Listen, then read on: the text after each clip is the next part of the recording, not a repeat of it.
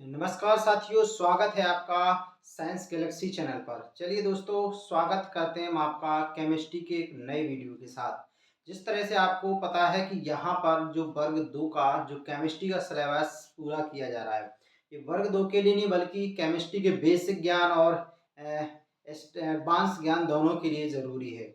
ठीक है, चलिए यहाँ पर हमने इससे पहले आंतरिक ऊर्जा का कॉन्सेप्ट क्लियर किया था। और आंतरिक ऊर्जा में देखो, हमने आपको क्या बताया था। ठीक है, आंतरिक ऊर्जा की अगर हम बात करें तो बोला था हमने कि आंतरिक ऊर्जा कोई एक प्रकार की ऊर्जा नहीं होती है, बल्कि आंतरिक ऊर्जा बहुत सारी ऊर्जाओं का एक होती है, मतलब कई प्रकार की ऊर्जाओं का योग होती है। ये हम पुराने जो पिछला वीडियो उसमें डिस्कस कर चुके हैं। अगर आपने वो नहीं देखा है तो प्ले लिस्ट में आपको जाकर वो जरूर देखना चाहिए। ठीक है, अब देखिए यहाँ पर हम बात करने वाले हैं एक एंथैल्पी की। आखिर एंथैल्पी क्या है? एंथैल्पी ही भी देखिए एक प्रकार की ऊर्जा है। समझ पा रहे ना? ये भी क्या है? एक प्रकार की ऊर्जा है जो किसी तंत्र की ऊर्जा होती है। और तंत्र वगैरह परिवेश हम पहले ही बता चुके हैं। तो जब कोई भी आप तंत्र ले रहे हैं तो उसकी जो ऊर्जा होती है उसमें तो वो आंतरिक ऊर्जा थी। लेकिन अब क्या होता है कि अगर स्थिर दाव पर अगर आप देखें, दाव मतलब क्या? P, pressure. तो देखिए ज्यादातर अगर आप मोस्टली रिएक्शन देखेंगे वो स्थिर दाव अर्थात वायुमंडलीय दाव पर होती हैं। और जब देखो स्थिर अगर दाव होगा तो वहां पर आयतन चेंज हो सकता है। समझ पा रहे ना? वहां पर क्या होता है? आयतन परिवर्तन लेखन होता है। कैसे होता है आयतन परिवर्तन? देखो ऐसे होता है कि अगर देखिए आयतन परिवर्तन होता है तो वहां पर ऊष्मा में परिवर्तन देखने को मिलेगा आपकी उसकी आंतरिक ऊष्मा में। जैसे देखिए पहले हम आपको बता देते हैं। देखो रसायन विज्ञान में अगर अपन देखें कि ज्यादातर जो अधिकांशतः अभिक्रियाएं हैं, समझ पा रहे ना, अधिकांशतः जो अभिक्रियाएं आप देखेंगे, ठीक है, वो किस पर देखने को मिलेगी आपको? स्थिर दाब या अपन देखें वायुमंडलीय दाब पर। मतलब जो हमारा वायुमंडलीय दाब है अधिकांशतः रिएक्शन इसी पर हो जाती है। लेकिन समझ पा रहे ना, ऐसी अभिक्रियाओं में क्या होता है? आयतन परिवर्तन होता है। तो यहाँ पर P और V की बात की जा रही है। समझ पा रहे ना कि P क्या है? आपका वायुमंडलीय दाब। अधिकतर रिएक्शन इसी कंडीशंस पे होती हैं। लेकिन जब वायुमंडलीय दाब स्थिर रहता है तो आयतन में परिवर्तन होता है। समझ पा रहे हैं क्या होता है? आयतन में परिवर्तन होता है। समझ पाए? तब जब अगर आप देखें तो ऐसी स्थिति में जो आपकी आंतरिक ऊर्जा है, समझ पा रहे ना, ऐसी स्थिति में जो आपकी आंतरिक ऊर्जा है U, समझ पा रहे ना क्या है? U। ये जो है, समझ पा रहे ना, जो आपकी जो आंतरिक ऊर्जा है, समझ पाए, तो उसका आप देखेंगे जो ऊष्मीय परिवर्तन है, समझ पा रहे, ऐसी अभी क्या में जो आपका ऊष्मा परिवर्तन है वो इस आंतरिक ऊर्जा परिवर्तन के बराबर तो कभी नहीं हो सकता। तो आपका जो ऊष्मीय परिवर्तन किसके बराबर नहीं होता है? हो सकता है आंतरिक ऊर्जा परिवर्तन के बराबर नहीं हो सकता। किसके बराबर नहीं हो सकता? आंतरिक ऊर्जा परिवर्तन, मतलब डेल यू के बराबर नहीं हो सकता। फिर क्या हो सकता है? तो जब स्थिर दाब होता है तो आयतन में क्या होता है? परिवर्तन होता है। वो आयतन में जब परिवर्तन होता है तो वो रिएक्शन क्या होगी? उसमें जो ऊष्मा है, समझ पा रहे ना, उसका जो ऊष्मा परिवर्तन है वो आंतरिक ऊर्जा परिवर्तन के बराबर नहीं हो सकता है। या तो उससे ज्यादा होगा या कैसा होगा? कम होगा। कैसा होगा? या उससे ज्यादा या उससे कम। अब ज्यादा कब होगा वो कम कब होगा वो कॉन्सेप्ट आप सुन लीजिए। देखिए जब देखिए पहला पॉइंट है कि यदि आपके आयतन में क्या हो रही है? वृद्धि हो रही है। मतलब आयतन क्या हो रहा है? जैसे आपका आयतन ये था, अब आयतन में क्या होगी? वृद्धि होगी। देखो आयतन में क्या हो गई? वृद्धि। तो देखो इस पर क्या होता है, तो जब आयतन में वृद्धि होगी तो फिर स्वाभाविक सी बात है आपको काम काय के विरुद्ध करना पड़ेगा? वायुमंडलीय दाब के विरुद्ध प्रसार होगा। मतलब प्रसार माने फैलना। आयतन क्या हो रहा था? बढ़ रहा था।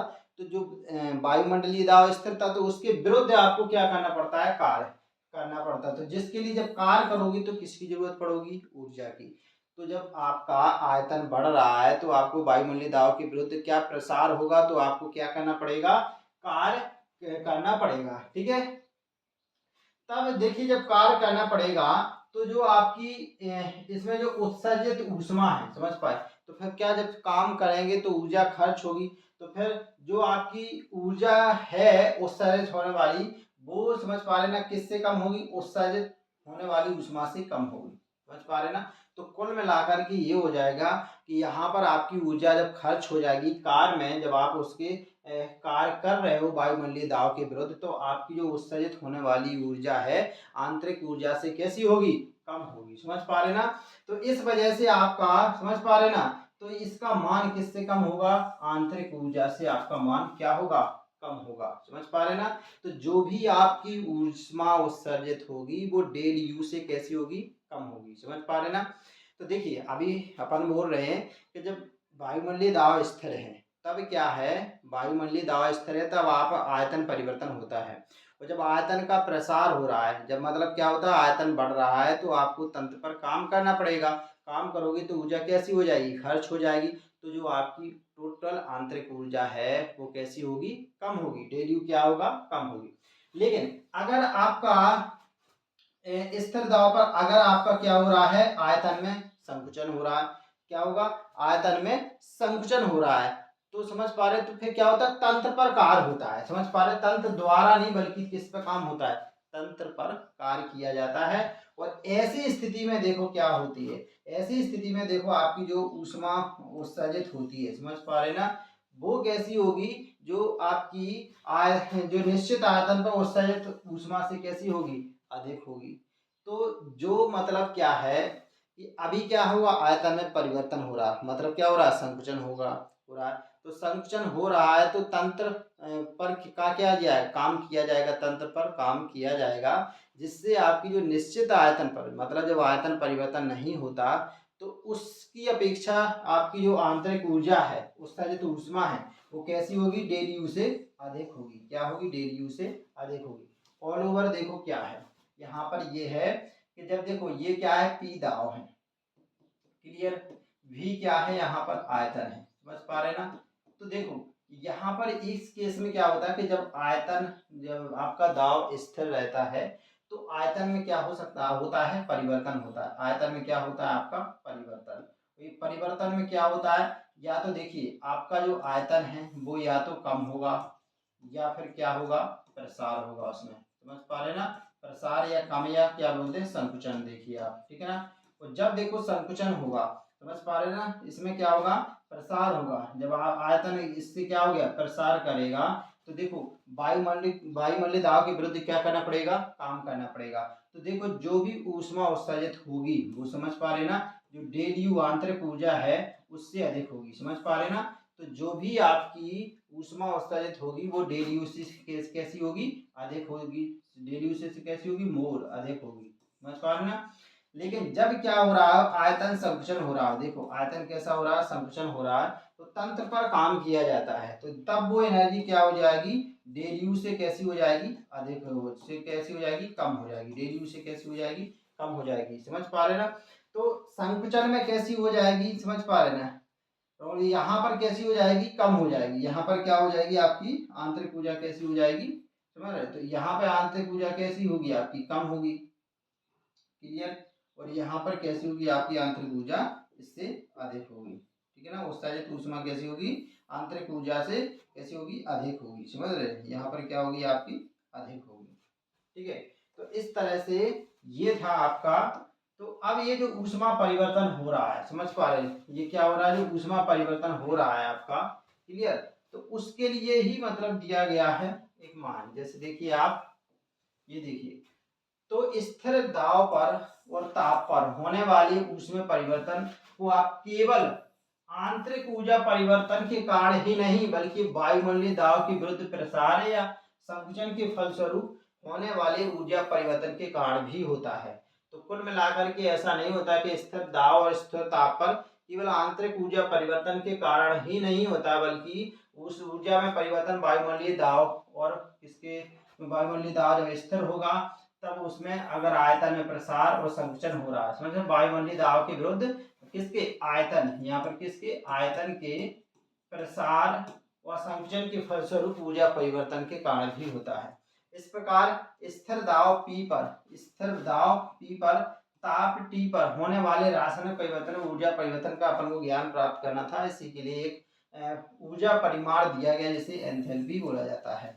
तो आखिर एंथैल्पी क्या है कि एक जो ऊर्जा परिवर्तन के लिए कि आपका स्थिर दाब पर किस तरह से आयतन के प्रसार और संकुचन से जो ऊष्मा परिवर्तन होता है ऊर्जा का, उस परिणाम को व्यक्त करने के लिए ये एंथैल्पी दिया गया। तो कुल मिलाकर के एंथैल्पी क्या है, किसी भी तंत्र में वह संपूर्ण ऊर्जा, समझ पा रहे ना, वह संपूर्ण ऊर्जा जिसमें देखो क्या आंतरिक ऊर्जा और वायुमंडलीय कारकों जैसे दाब और आयतन के कारण प्राप्त ऊर्जा भी शामिल रहती है। ठीक है, तो एंथैल्पी विशेष परिस्थितियों में किसी तंत्र में, तो एंथैल्पी क्या, विशेष परिस्थितियों में किसी भी तंत्र में अंतर्निहित उसके अंदर ऊष्मा की का माप है।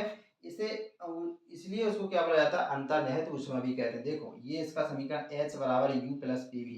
तो यहाँ पर एंथैल्पी में क्या क्या शामिल है, आंतरिक ऊर्जा भी शामिल है और साथ में क्या है, स्थिर दाब और आयतन के गुणनफल के योग के बराबर है। तो आपकी एंथैल्पी किसके बराबर है, आंतरिक ऊर्जा और क्या आयतन और दाब के गुणनफल के योग के बराबर है कि नहीं है। तो H बराबर U प्लस PV, ये आप याद रखिएगा, ये क्या है समीकरण। ठीक है, ये एंथैल्पी का समीकरण। तो दिया गया स्थिर दाब पर किसी तंत्र की संपूर्ण ऊष्मा आंतरिक ऊर्जा तथा PV ऊष्मा के योग के बराबर होती है। अभी था ना, योग के बराबर होती है। तो देखो ये भी एक प्रकार का अवस्था फलन है, जैसे आपका एंट्रॉपी था, जैसे आपका क्या था, आंतरिक ऊर्जा था। ठीक है, तो इस तरह से इसका भी आप परम मान ज्ञात नहीं कर सकते, इसका परम मान ज्ञात नहीं हो सकता, लेकिन आपको एंथैल्पी परिवर्तन जो डेल एच, एंथैल्पी डेल है, एंथैल्पी एच है और एंथैल्पी परिवर्तन क्या है, डेल एच, इसका मान आप प्रायोगिक जरूर प्राप्त कर सकते हैं। जो किसके बराबर होगा, डेल एच किसके बराबर होगा, आपके प्रोडक्ट और मतलब क्या है रिएक्टेंट के माइनस के बराबर होगा। ठीक है ना, तो आपकी जो क्या एंथैल्पी प्रोडक्ट बना वो क्या एंथैल्पी अभिकारक के अंतर के बराबर होगा आपका ये एंथैल्पी परिवर्तन। ठीक है, तो ध्यान रखिएगा, खासकर इस समीकरण को ध्यान रखिएगा, ये आएगा कि एंथैल्पी का समीकरण सही है, H बराबर U plus PV, H minus PV दुनिया भर के बताएगा आपको।